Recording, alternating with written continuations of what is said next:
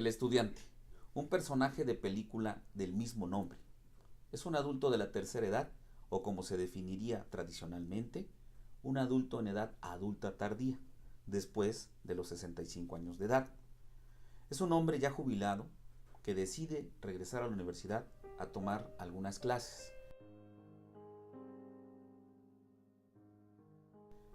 Se encuentra desde luego primero con las opiniones encontradas de sus propios familiares, después con la extrañeza de sus compañeros de clase que lo ven fuera de lugar, es decir, su tiempo de estudiante se quedó atrás, como si la educatibilidad tuviera una fecha de caducidad.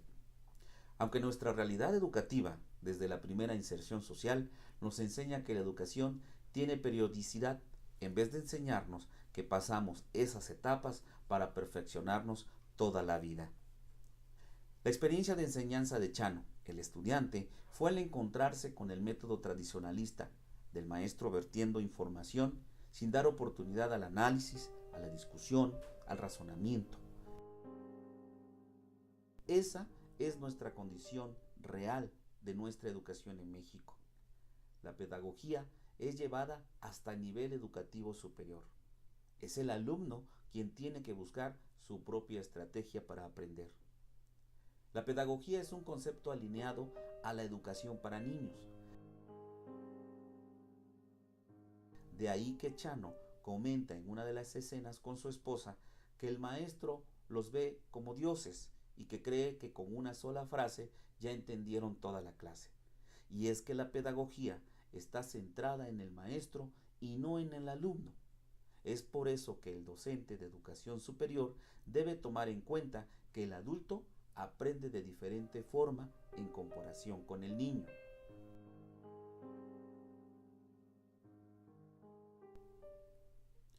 La andragogía, como lo definiera el doctor Adam en 1967, es la ciencia y el arte de instruir y educar permanentemente al hombre. Esta teoría se enfoca en su origen a atender a las personas de la tercera edad.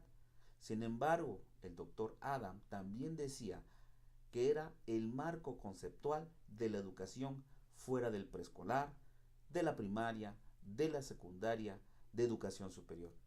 Esa es la ciencia andragógica.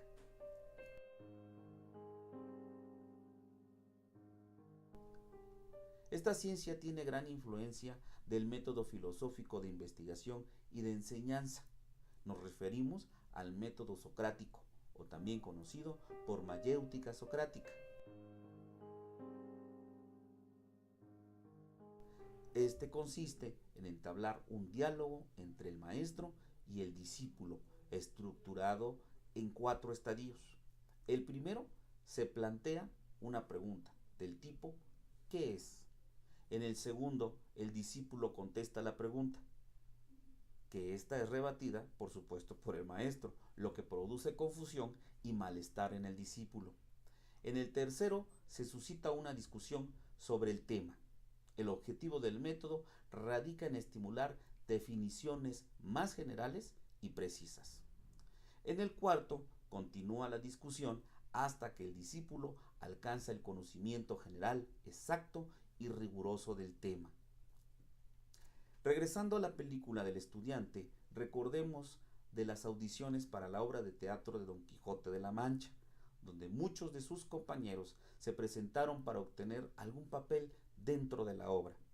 Animado Chano por el utiletero, que dice a él del gran parecido con Don Quijote, decide presentarse a audicionar. Por supuesto, también Chano tiene una gran admiración por la obra de Cervantes. La falta de criterio del director de la obra, quien es el maestro de literatura, impide que Chano intente por lo menos ganarse un lugar en la obra. Este le dice que sería ridículo que no se exponga. Con lo anterior, tenemos un ejemplo del poco conocimiento que se tiene de la educación de los adultos. Pensar que su edad puede ser limitante para realizar algunas actividades es motivo de discriminación, pero sobre todo, lo que logra el maestro con su falta de criterio es marginar a un estudiante.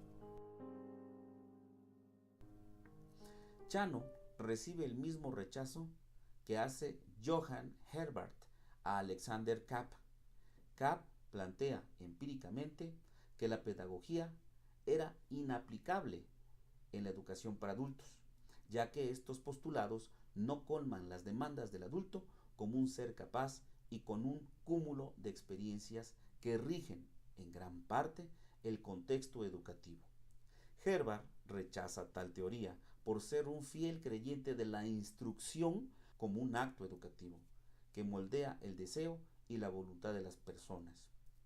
Lo más interesante de la película con respecto a la andragogía es cuando el director de la obra ve que sus actores no entienden sus diálogos y al no entenderlos no interpretan su papel con la emoción requerida. Los jóvenes se preguntan ¿qué van a hacer? Piensan que van a reprobar o que iban a hacer el ridículo. Chanos se propuso ayudarlos y les dio la gran lección de su vida. Les dijo, las grandes obras están llenas de sabiduría de vida, pero para encontrarlas hay que hacerlas nuestras y para entenderlas hay que compartirlas, decirlas, no solo leerlas, explicarlas, no solo escribirlas.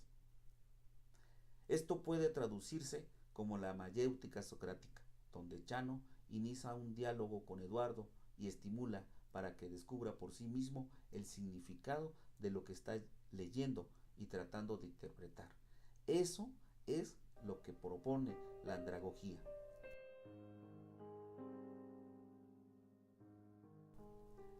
La andragogía es impulsadora de las competencias cognitivas y metacognitivas.